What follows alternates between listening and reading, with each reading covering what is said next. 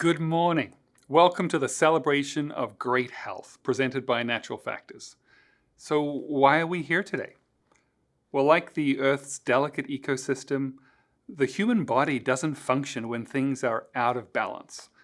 And as we navigate through these unusual times, and let's face it, 2020 has been very unusual, well, we're going to learn to appreciate the lessons from our childhood, like wash your hands, keep your hands off your face, eat your vegetables, and get enough sleep. And isn't it ironic? These simple tips are now the first line of defense in the world, combined, of course, with dietary supplements like vitamin C and D and zinc to help us have an immune system that's resilient and healthy. And through it all, great health starts with ourselves. And that's really why we're here today. Over the next 2 days, you'll be hearing fascinating presentations from different experts in their fields, physical health, mental health, farm-to-table cooking, non-GMO living. It's all coming up. Let's talk now immune system and respiratory health. With the recent events going on in the world, I'm sure this topic is very important to all of us. So please give attention now to naturopathic Dr. Kate Rhéaume. Dr. Kate is a graduate and former faculty member of the Canadian College of Naturopathic Medicine.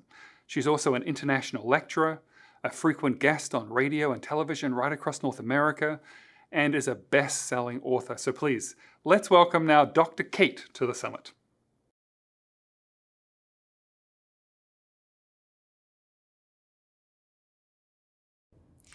Thanks, Jonathan. Hi, everyone. Welcome to learning a little bit about your immune system and how you can help it to work better as we head into the cold and flu season. Since we're on the topic, I'd like to start by saying there is no approved product to prevent, treat, or cure COVID-19, and the information in the following presentation is not intended to imply any such treatment. That said, I think we're all a little bit more interested in our immune systems these days, and that's a good thing. For many years, I might have given a talk or two in the fall heading into cold and flu season to help encourage people to be more proactive about their immunity, or I might not have, because it was not a topic that ever drew a lot of interest, because I think people just took that for granted. Not so this year. People are paying more attention, and we all can pay more attention, and with a little bit of knowledge and know-how about your immune system and how it works, we can stay healthier this winter. So a little bit about the background and the numbers. In years past, 83% of people admitted they would go to work even if they had symptoms or cold and flu. So that just indicates how maybe cavalierly we took this. I don't think anybody's doing that nowadays, but still it speaks to that point that missed school days from colds and flu, for example, cost $22 million a year, and in any given month, up to 1/3 of Canadians has a sore throat, flu, or cold, which, by the way, is more common among women than men. And Canadians spend more than $300 million a year on over-the-counter cold and flu treatments, which typically only treat the symptoms. And so I think we can do better. So let's start a little bit about understanding what the bugs are, the microorganisms that cause winter illness. And by understanding a little bit more about them, we can help fight them. So know your enemy. First of all, most of the microorganisms and most of the infectious agents that cause seasonal illness are viruses, predominantly. And there's two main classes of viruses: flu and cold. So the flu virus, there's usually one of a handful of those that circulate in any given year. It changes a little bit from year to year. And this, for example, is why a flu vaccine is made, because scientists can make a prediction a year in advance of what the strains of flu might be the following year, and put those in a vaccine and hope to be on target with that, because there's only a few of them circulating at any given time. Depending on how many of these viruses and depending on the year, 10 to 25% of Canadians get the flu annually. Approximately 4,000 to 8,000 Canadians die annually from complications of the flu, so it is nothing to take lightly. This, in fact, can be quite a serious illness. Then there's the cold. There are over 200 different viruses that are known to cause the common cold. This is why there's no vaccine, for example, against the cold, because you just couldn't fit all of those into a shot. And if you came down with one, then you could get another one a little bit later on. And this is why people can get one cold after another, because if your immunity is weak, there's all these viruses circulating, you can just get sick time after time. In the US, for example, there are 1 billion colds per year. Children tend to have more of them. Children have 6 to 8 colds per year. Adults tend to have 2 to 4, but they're pretty common. There is a difference, of course, in the severity between these two viruses. It's a bit of a pet peeve of mine that sometimes anybody who's sick from anything will say, I have the flu. But typically, if you're talking to that person on the street, they probably don't have the flu because they'd be at home in bed. There's a difference in terms of severity. When you look at cold viruses, this is typically a milder illness. Fevers are uncommon, or a strong headache is uncommon as well. Body aches are slight or unusual. Severe fatigue or weakness is unusual, or extreme exhaustion. You don't seem to get that. But of course, you get a lot of head symptoms, stuffy nose, sneezing, sore throat, very typical. You can still feel pretty miserable. You may have a cough, maybe mild to moderate, and it's something that can linger afterwards for a while. The flu, on the other hand, is a much more serious illness, and it is typically characterized by high fever, pronounced body aches, extreme fatigue that can sometimes last for weeks after you were sick. But conversely, you don't often have those upper head and neck stuffiness symptoms. You may or may not have a sore throat. You may get a cough, and it may be severe, but it's typically a lot more severe of a condition. Okay, so what makes the difference between, being severely ill or being mildly ill? There's a few things. First of all, the nature of the virus that's infecting you. So as I just mentioned, colds tend to be mild, flus tend to be severe. This is one thing. As well, your initial exposure to a virus, your initial viral load. So let's say, for example, somebody who is sick coughs or sneezes on something and touches it, and then you touch that thing and touch your face or your eye, and you get a few particles. It's enough to infect you, but it's a small enough amount that your immune system can get on top of it quicker, and you may not get so sick. Versus getting sick from a person who is ill, coughing or sneezing in your face. Mothers of young children will know this very well. That's a very effective way to get ill, and sometimes the initial load is so big that your immune system has a harder time to deal with it. And thirdly, and most importantly, especially for the purposes of our talk today, is the health of the person being infected. Creates this is a major factor in how sick you will get. So whether you have pre-existing health conditions, whether you're immuno-compromised for any reason, age can be a factor, but just because you're getting older doesn't mean your immune system has to get weaker. There's various factors involved in that, and your general health. One of the dying words of Louis Pasteur on his deathbed was, and this is of course the person who discovered microorganisms, was referring to the work of another colleague, saying that he was right. It's not the microorganism, it's the terrain. And so that really speaks to the importance of the health and the health of your immune system in resisting the attack from these bugs that are around us all the time. All right, so let's look at some common sense advice. And this is stuff you may have heard, you may be familiar with, but we may look a little deeper at it or encourage everyone to remember to do this. We all know, for example, the hand is quicker than the sneeze when it comes to transmitting winter illness, so wash them often. We are all doing that more often, but when it comes to hand washing, are we doing it long enough? Viruses are little protein capsules, and soap will cause those to bust open. But it needs, you need to take some time. So I know we're washing more often, but the advice about singing the alphabet song or whatever it is you need to sing to keep washing really makes a significant difference, and you can see that. So that's hopefully a helpful reminder.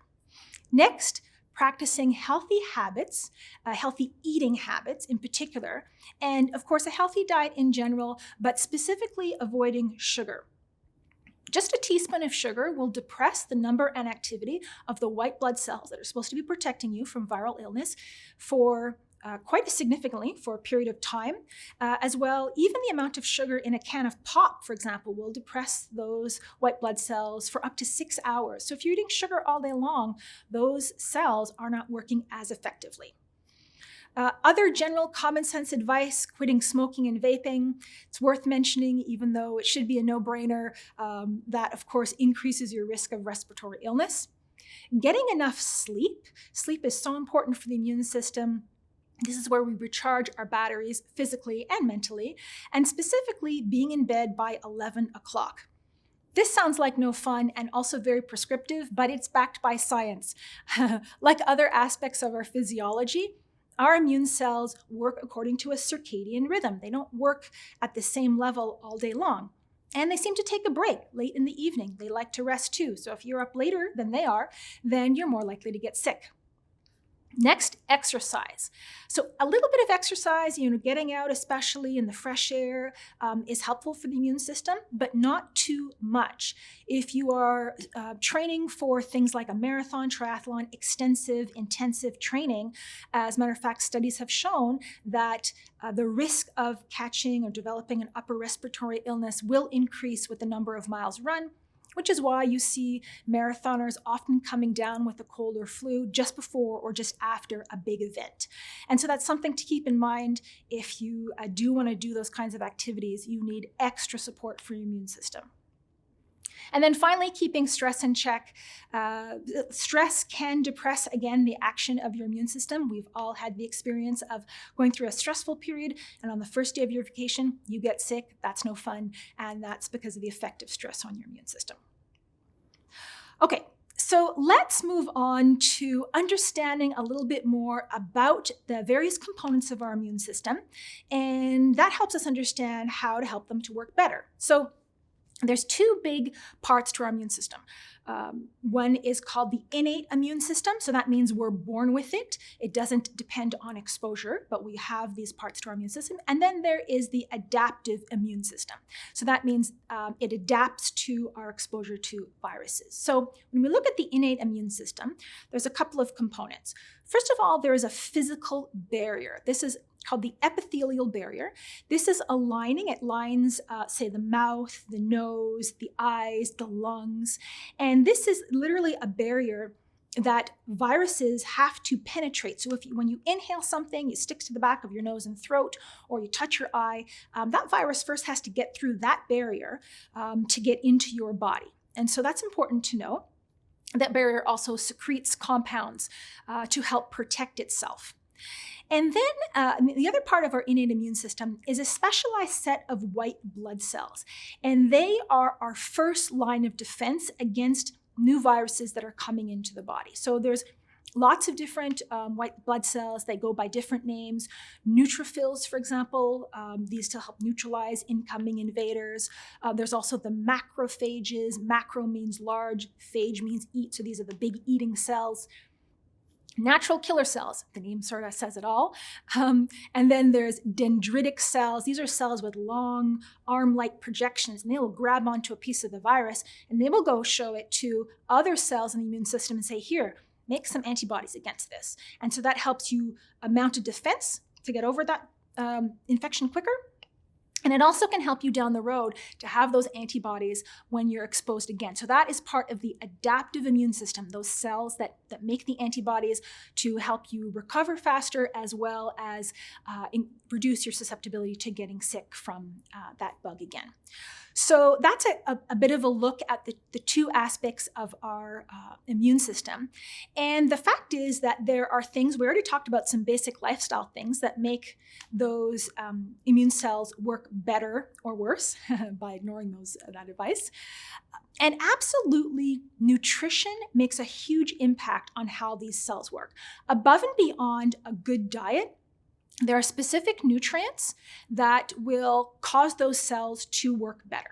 So I'm going to talk about some nutrients as well as nutraceuticals that make a difference in the functioning of the immune system. First of all, as a foundation, I just want to briefly mention probiotics. Studies in kids, adults, and seniors show that those who take, and these are separate studies, show that those who take probiotics daily have fewer missed days of school and work due to upper respiratory illness. They simply get sick less. So think about eating fermented foods and taking probiotics daily in the winter as part of general health as well as cold and flu prevention. Next, there's vitamin C.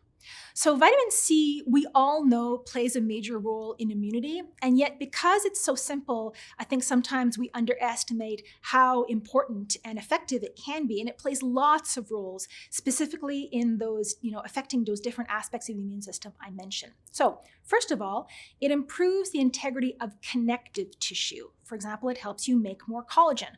Why is this important? Well, connective tissue is involved in that first layer, that epithelial layer, that's our first barrier and defense against incoming viruses. So it helps to strengthen that. It also helps to increase natural killer cell activity. It helps to increase the production of natural antiviral compounds from these white blood cells, helps the cells of the innate immune system improve their antibody response and levels. And it also helps to recycle a nutrient called quercetin that I'm going to talk about shortly. Vitamin C and quercetin are found together in many of the same foods, and they were discovered, in fact, by the same person who won the Nobel Prize for the discovery of vitamin C. And these two work together. And so, of course, eating a lot of vitamin C-rich foods is important throughout the wintertime. And as well, if you feel like you're not getting enough of those in, then considering a vitamin C supplement to increase your vitamin C levels for extra protection. Okay, next, quercetin.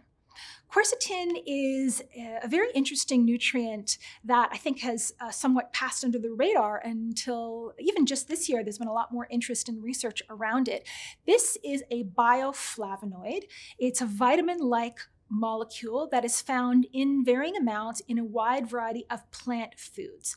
Capers happen to be one of the highest foods in quercetin. You can also find appreciable amounts of quercetin in onions, especially red onions, a number of types of herbs, things like dill, cilantro, watercress, radicchio.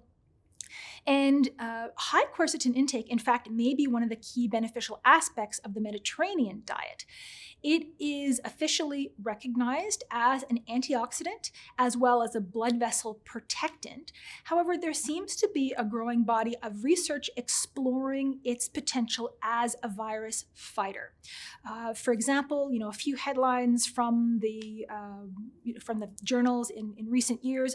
A 2014 review published in the Journal of Infectious Disease and Preventative Medicine suggests that quercetin may be a promising treatment for the common cold based on its ability to reduce viral replication in vitro, reduce viral loads and lung inflammation in vivo, and through other mechanisms. So in addition to being a helpful antioxidant and helpful for your blood vessels, it may be one that is helping your immune system.